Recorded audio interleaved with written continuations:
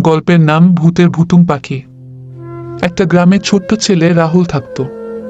রাহুল খুব দুষ্টু আর সাহসী ছিল। সে ভূতের গল্প খুব পছন্দ করত আর কখনো ভয় পেত না।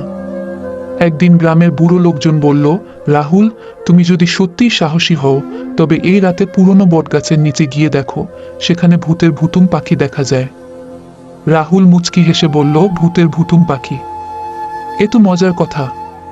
রাতে রাহুল একা বেরিয়ে পড়ল। তার হাতে ছিল একটা লাঠি আর গলায় ঝোলানো একটা লণ্ঠন।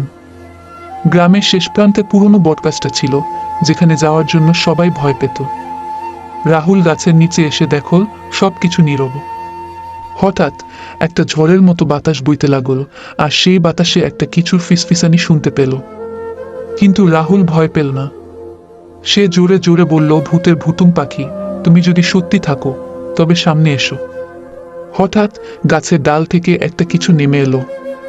রাহুল তাকিয়ে দেখল একটা বড় সাদা গোল গোল চোখওয়ালা পাখি। পাখিটা তার দিকে তাকিয়ে ফুসফুস করে শব্দ করছিল। রাহুল হাসতে হাসতে বলল, তুমি তো ভুতুম পাখি, কিন্তু ভূত কোথায়?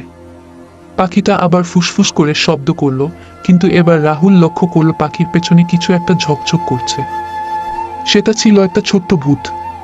কিন্তু সেই ভূতটা মোটেই ভয়ঙ্কর ছিল না, বরং খুবই মজার।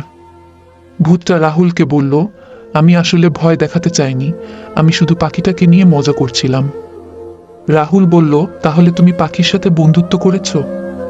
ভূতটা হাসতে হাসতে বলল, হ্যাঁ, পাখিটা আমার একমাত্র বন্ধু। আমরা রাতে একসাথে উড়ি আর মজা করি।